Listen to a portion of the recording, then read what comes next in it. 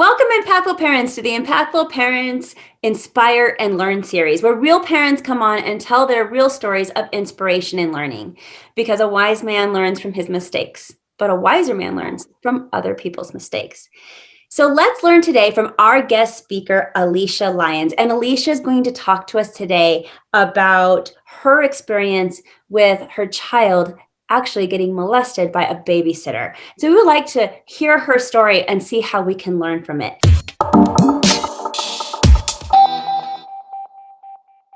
It's an important topic to talk about, and I even just saying it out loud takes my breath away, honestly. And I want to hear your story. So let's start with that.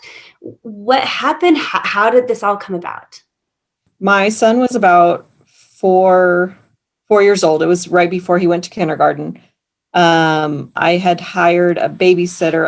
I've been self-employed and a single mom for the majority of his life, and so I've relied on babysitters. And I had found a babysitter that I really liked in while he was around 2 or 3 years old, and then I needed a babysitter again at this particular time when he was 4, and that babysitter wasn't available, but she said that her mom and her sister was 12 or 13 years old. And I didn't have a problem with that because mom was always there too. So this at this particular time, my roommate and I were moving, and we needed a little extra money for the move. And so he went to her. I believe it was just the one time. And then I was going to start using her more regularly for like my Monday night meetings and such. And I was about to take him there, and I told him we were going to her house. And he said that he didn't want to go there. And I asked why. And he said, oh, they don't have enough toys for me. And she's mean to me. And I was like, well, what do you mean? And he just broke it down into tears. And I don't remember the exact words. Well, I do remember the exact, but it's kind of graphic, so I won't say it. But basically, he told me that she was inappropriate with him. So I didn't take him back there. I filed a child protective service report because in my mind, a 13-year-old doesn't do that to a 4-year-old if she hasn't been abused herself. And I filed a police report. Nothing ever happened with either. They found that everything, it was unfounded. There was no proof of anything. And so that's been a little bit on the frustrating side, especially because I wanted her to get help. And so the family denied anything ever happened. And that was where that ended up. It's shocking, honestly, because you don't expect that from any child, because I'm going to still say that 13-year-old is a child, let alone a 13-year-old girl. I don't know why I'm stereotyping like that, to be honest with you. It just feels like, but I know that I am. And it's a shocking thing. I got to imagine that your reaction had a million feelings inside. But what do you think your more primary feelings were when you first found out? If somebody is listening and they can resonate with your story, I just want them to understand that they're not alone. So how did that make you feel? I mean, shock is is kind of the first thing that you feel. And then I think I went into anger when they denied that anything happened, because the language that he used to describe what happened isn't something that a 4-year-old makes up. It's not something that a 4-year-old really has any awareness of at all. So yeah, shock. I felt a little bit of pity for, the 13-year-old, because like you said, the stereotype, 100% little girls don't do that to little boys. And that was where my mind was, and that's, how it happened. In it, as far as I'm concerned, is like, I had no idea that that's something I needed to vet for, especially when an adult is home. So, yeah, it's a lot of emotions that it's hard to even describe, but yeah, anger was at the top. Yes. I mean, I can't even imagine. I can't even empathize with it because I just want to hear your story since nothing like this has happened to me that I know of in my family, which is why I feel it's so important to have you on to be able to say this, to tell this from your perspective. Immediately now I want to go to your son. How is he? He's perfect. I'm a little biased. No. He's fine. He doesn't remember a lot of it. And so as much as I talk about it, I try not to go into detail about what happened, to protect his privacy in the future. He'll grow up one day and hear my podcasts and whatnot. But also in this moment, he doesn't remember anything that happened. He does remember that she was mean to him. She says that she locked him outside. They were in an apartment, and she would lock him outside for, he says for hours, but he doesn't have any concept of time as a 4-year-old, but he has a really good memory, but that he doesn't remember. That's very fortunate. That's great. Yeah. Oh yeah. I'm definitely not sad about it. And I'm like you, nothing like that had happened to anyone in my family. It wasn't even something that was really on my radar. My roommate at the time, it had happened to her as a child, and her mom either didn't believe her or didn't react the way that I did. It kept happening even after she told her mom. And it was like, yeah, no, he's never going to see her again. He remembers what her apartment looks like. So he'll see her apartment in different places. Never like where it actually is, but he's like, oh, that looks like her apartment. He remembers her name. So I want to commend you for not only acting swiftly, believing your child, but mostly for having empathy for this 13-year-old girl, to understand that that is obviously, well, I guess maybe not necessarily obviously, but to me, obviously, a learned behavior that you were afraid for the 13-year-old girl just as much, maybe not just as much as your son, but you were afraid for her, and wanted to help her. And not a lot of people would go on there. And I just want to commend you for that, because that's wonderful that you thought that and did try to help. But looking back, is there anything that you would have done differently in any of the scenario other than not have gone to that babysitter to begin with, obviously? Right. But is there anything else you would have done? Well, in my worldview, hurt people. And that's why I went there in the first place. That's not typical 13-year-old behavior. And again, stereotypically, especially for a girl. And as far as anything that I would do differently, I never talked to any of the family ever again. And if I was instructed to not contact them, there's a huge part of me that wishes I had ignored that and talked to them and asked them, what do you like, what's going on? Here's these accusations. And the way that he explained it, and B, his reaction, it's not made up. That it was instantaneous tears. And so there's that huge frustration for me that I don't know exactly what happened. And so if I could do that differently, then I would. Let's talk a little bit about some mom guilt because when something like this happens to your child, we all want to protect our kids from any kind of pain. And Mhm. it's unrealistic to protect them 100%. So we're going to experience some mom guilt. Did you in this scenario? I did. And because of how I was raised and how I experienced feelings, I didn't realize it right away. So I had this checklist of things to do that all pertained to taking care of him. And I didn't think about myself in any way, shape, or form in that scenario.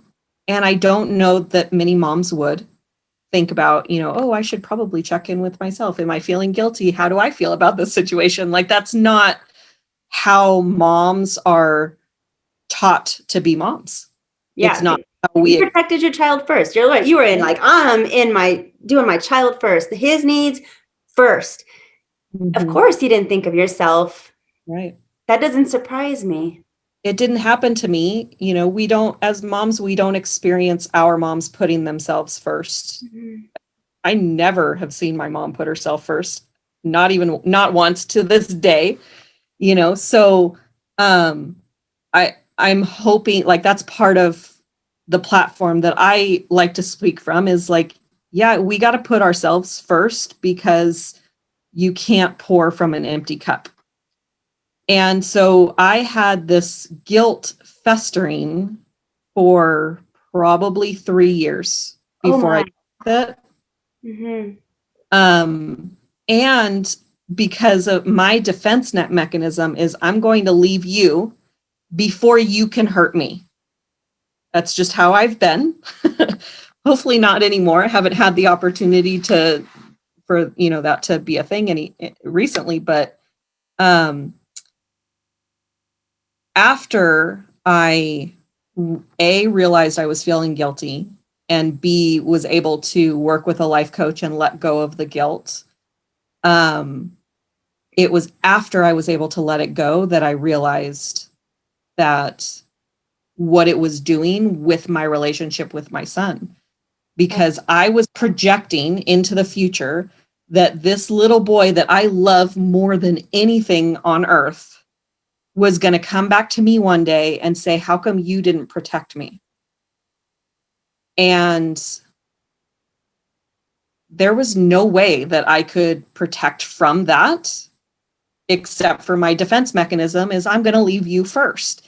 And so physically I was there, but emotionally there was a wedge that was going on between us that I didn't realize until after the guilt was gone. And so that's why mom guilt is such a passion of mine, because it's something that we don't even realize how it's affecting us until it's gone. And reiterate again to the audience how you dealt with the mom guilt so you can rid of that, so you can rebuild your relationship with your son. So I we went to a doctor's appointment, and it was something unrelated, but I brought it up to the doctor just in case it was connected. And they wanted to go through the whole rigmarole of filing a child protective services and they wanted to start it all over again. And I got really irrationally angry. And I'd been working on myself for, a couple of years at that point. And so I don't get irrationally angry anymore. I get rationally angry. But when I realized, I was like, oh, this is excessive anger that I'm feeling right now. Um, there's something going on. And so I was working with a life coach. I was in the process of becoming a life coach and going to training. And so I texted my coach and I said, I think I might feel guilty about something. And so when we went to this event, they do a demonstration of helping someone get over guilt. And when she asked who's got guilt, everybody in the room raise their hand except for me because I had forgotten again. Like, that's just how my brain was like, we're not going to deal with this. And it was just pushing it to the side. And I was like, oh, yeah, there was something I felt guilty about. And I raised my hand and I said, I let my son get hurt. And I watched her. She was standing in front of the room and I watched her just like almost fall over because of how those words impacted her. And so we went through this guilt and shame exercise. And I mean, it was like having somebody take 500 pounds off my shoulders. And then it was like, oh, I see mom guilt everywhere. But it took some time for, I released it, and then I'd pick it back up, and then I put it back down, and then I pick it back up a little bit, and then I put it back down. And so it's been a process of letting it go.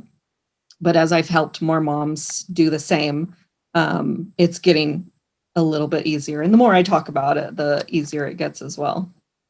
I appreciate you so much for being candid about how difficult it is to not only recognize that there's an issue when you want to deny it so badly, but also to admit the ebbs and flows and mountains and valleys of recovering from such a traumatic event, because it was not only traumatic for your son, it is a traumatic for the entire family.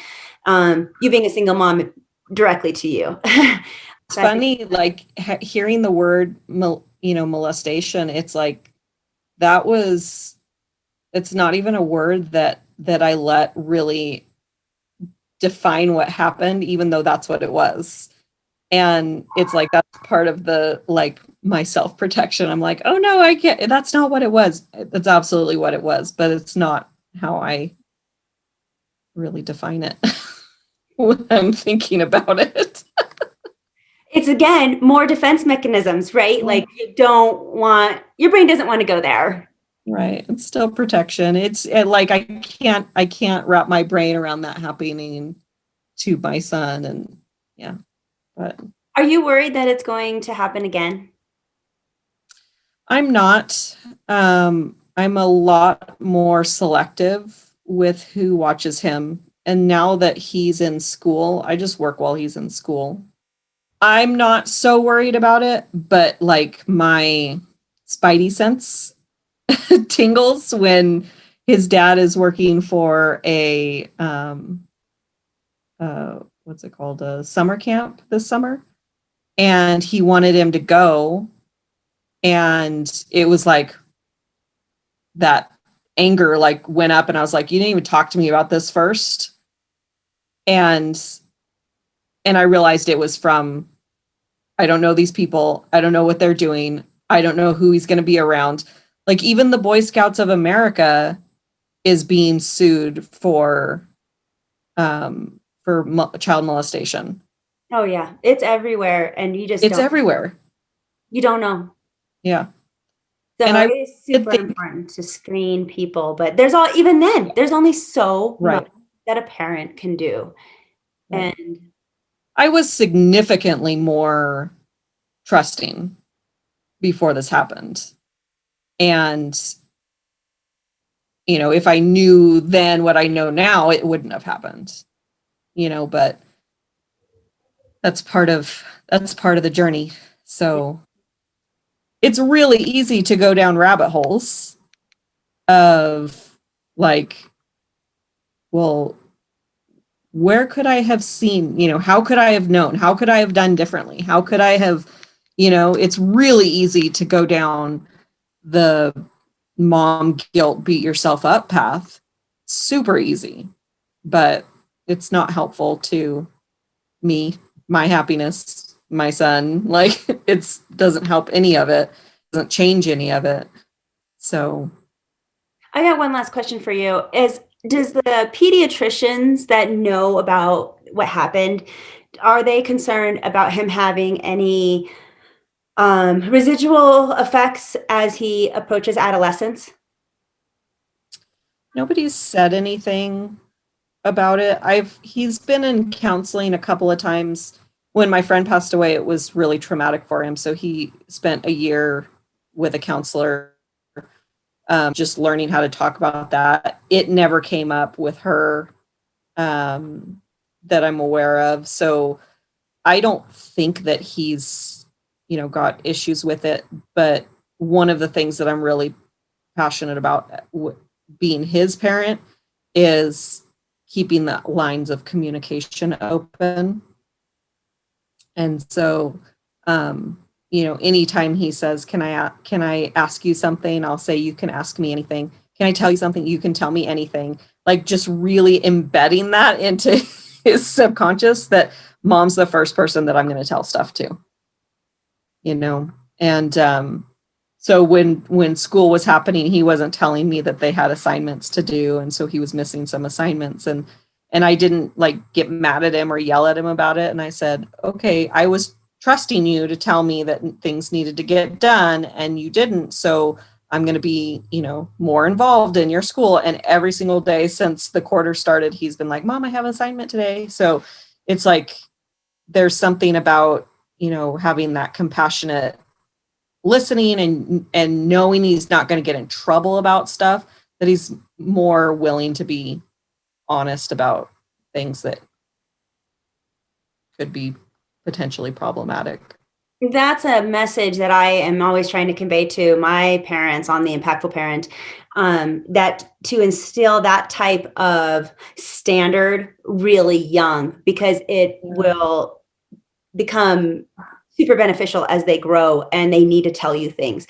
But it's that message of how you respond to when a child is being vulnerable to you, whether it's being vulnerable because they're going to tell you a secret, or being vulnerable to you because they made a mistake, or being vulnerable to you for what, like, it doesn't matter, like what they did something wrong. Sharing their emotions, Yes. like sharing your emotions can be vulnerable in our culture. Yes. Anytime a child's vulnerable to you, instead you cannot react angry or outraged or really much other than surprise. There's not really other emotions that you can show the child, even though you're feeling a million things inside. Like, you want to keep the level head, keep it cool, because if you overreact, or especially if you get angry at a child, if a child with a lesser offense can't even tell you, hey, I messed up and wrecked my bike, then then they're definitely not going to tell you when they messed up and wrecked the car later. Right. If you're screaming, Or so if you're going to jump down their throat about, underage drinking, they're not going to call you to let you know that they can't drive drunk and now they're going to kill themselves or someone else, because they need a ride they're home. afraid. Yeah. They can't be afraid to come to you. And the fear comes by the parent's reaction to when they are being vulnerable. Yeah. So it's such an important message, and so much more important when you put it in this context of how important it was for your son to be able to come to you now and in the future. And his dad one time, I don't even remember why his dad was saying, don't tell mom. But I called him up because he told me, my son told me. And I called him up and I said, hey, don't ever tell him not to tell me something. Ever. Because he needs to be able to tell me anything. I need to be the one that he can come to. Mm-hmm. He needs that person that he trusts. And you're telling him I'm not trustworthy by saying, don't tell mom. If people resonated with your story today, how can they get a hold of you? So I'm mom support coach on all the platforms. And then I have a website that's my name, AlysiaLyons.com. And I write a blog where I talk about, guilt issues, communication issues, all the things that moms struggle with. That's what my blog's about. And then I have, my email is coach@AlysiaLyons@gmail.com. Thank you so much. This has been so inspirational to me. I know that others are going to feel the same way. Audience, if you have an inspirational story and want to share your story with the audience so that others can learn from you, please go to the Impactful Parent website, which is theimpactfulparent.com, and sign up. It's on the Work With Me page at the bottom, and I want to learn from you too. But until next time, you got this, parents. I'm just here to help.